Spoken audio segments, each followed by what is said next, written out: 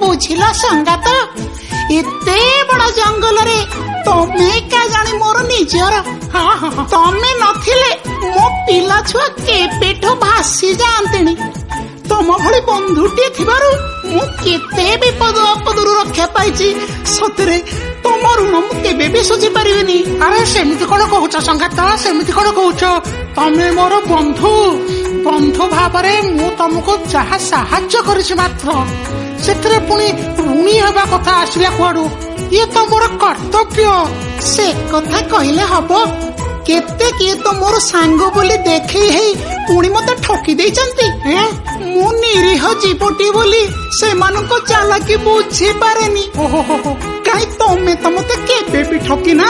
अरे अरे अरे अरे सुनो मोर गोटे बदनाम अछि कोन मो समस्त कहंती बिलुआ बड़ चतुर भारी धूर्त सेते समस्तंकर मो उपरे भारी संदेह किंतु तमे मते संदेह न करी बहुत भल पाओ खाली तमे एका नुह तम घर समस्ते मते बहुत भल पाती तम ठारू मु जेतिके स्नेह पाइछि तमको केमिति पर भाबी कहल हाउ सेतिके थाउ मते प्रशंसा करनी तमे आज आम घर को आसीबो कि नाही कहलो तम घर को आज मु काई के जीवी आज कोन की आज तम पाई मो स्त्री कंकड़ा तरकारी करची कंकड़ा तरकारी कंकड़ा आमर तो केही ताकू खांती नहीं खास तमरे पे मो पे हिची मु निश्चय जीवी हाउ मु जाउची तमे निश्चय आसीबो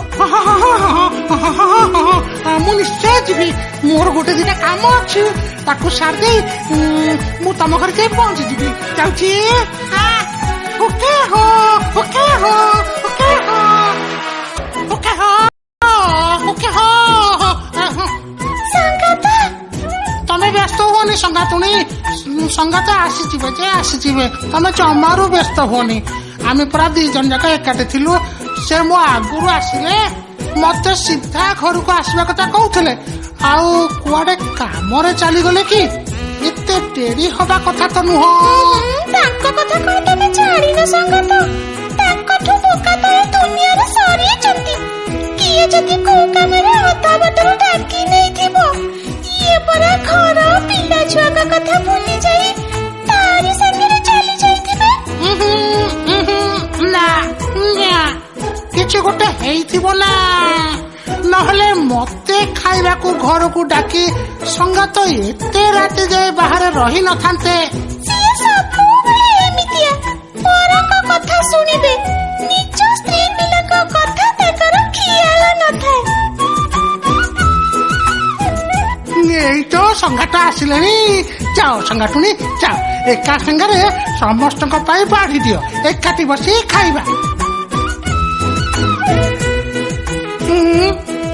कौन है संगात तमे एमती शोखिला दुष्ट कहीं संगात मो पिला छुआ को खबर एणिके तमे बुझिबो काले सकाळ परे मु आउ ए दुनिया रे नथिबे संगात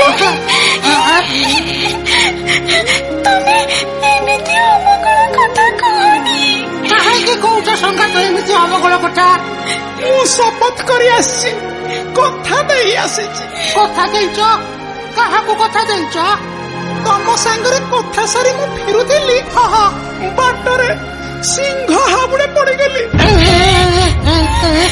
सिंह हाबुडे पड़ी गलो सेठू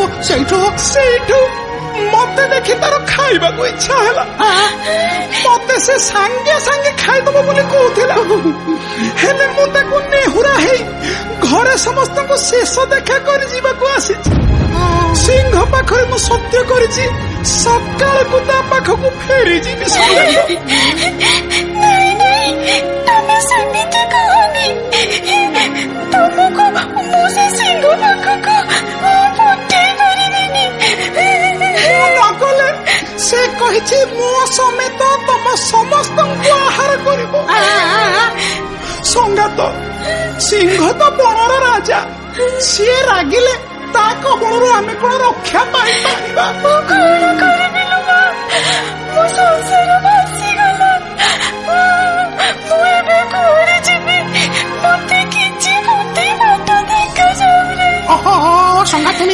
ସଙ୍ଗାତୁଣୀ ତମେ ଏମିତି ଅଧୈର୍ଯ୍ୟ ହୁଅ ନା ସଙ୍ଗାତୁଣୀ। ଧୈର୍ଯ୍ୟ ଧରିଲେ ସିନା ଏ ବିପଦରୁ କେମିତି ରକ୍ଷା ପାଇବା ସେ ବିଷୟରେ ଚିନ୍ତା କରିବା। ତମେ ପାଟ ବତାଅ ସଙ୍ଗାତ, ତମ ଛଡା ଆମର ଆଉ କେହି ନାହାନ୍ତି। ଏତେ ବ୍ୟସ୍ତ ହୁଅ ନା ସଙ୍ଗାତୁଣୀ, ଏତେ ବ୍ୟସ୍ତ ହୁଅ ନା। ମୁଁ ଥାଉ ଥାଉ ସଙ୍ଗାତକୁ କଣ ସିଂହ ମୁହଁକୁ ଆହାର ହେବାକୁ ପଠେଇଦେବି? ରୁହ ରୁହ ରୁହ, ମୁଁ ଉପାୟ ଚିନ୍ତା କରୁଛି,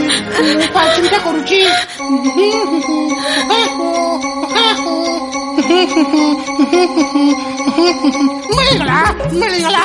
କଣ ମିଳିଗଲା? ଉପାୟ ମିଳିଗଲା। ତମେ ଆଉ ଚିନ୍ତା କର ନା ସଙ୍ଗାତ, ସେ ସିଂହ ତମକୁ ଆଉ ମାରି ପାରିବନି। ମତେ ତ ତା ପାଖକୁ କାଲି ସକାଳେ ଯିବାକୁ ପଡିବ ନା, ନଗଲେ ମୁଁ ସତ୍ୟଭ୍ରଷ୍ଟ ହେବି। ନା ନା ନା ନା ନା ନା ନା ନା, ତମେ ସତ୍ୟଭ୍ରଷ୍ଟ ହେବ ନାହିଁ। ସିଂହକୁ କଥା ଦେଇଛ ତ? ଠିକ ଅଛି, ତା ପାଖକୁ ଯିବ, ହେଲେ ସେ ତମକୁ ଆହାର କରିପାରିବ ନାହିଁ। କେମିତି? ସେ କଥା ମୁଁ ତମକୁ କାଲି ସକାଳେ କହିବି। ହେଇଛି ସଙ୍ଗାତ, ହଁ ମୋର ତମ ଉପରେ ପୁରା ବିଶ୍ୱାସ ଅଛି ସଙ୍ଗାତ। ତମେ ବୁଦ୍ଧି ପାଞ୍ଚିଛ ମାନେ ସିଂହ କିଛି କରିପାରିବନି। ତମେ ଚିନ୍ତା କର ନା ସଙ୍ଗାତୁଣୀ, ତମେ ଜମା ଚିନ୍ତା କର ନା। ମୁଁ ସଙ୍ଗାତକୁ ସାଙ୍ଗରେ ନେଇକରି ଯିବି, ତାଙ୍କର କିଛି କ୍ଷତି ହବନି। ଏଥର ଟିକେ କାନ୍ଦ ବନ୍ଦ କର। ଯା ସଙ୍ଗାତୁଣୀ, ବଢାବଢି କର। କଙ୍କଡା ଝୋଳ କଥା ମନେ ପଡିଯିବାରୁ ମତେ ଭାରି ଭୋକ ହେଲାଣି।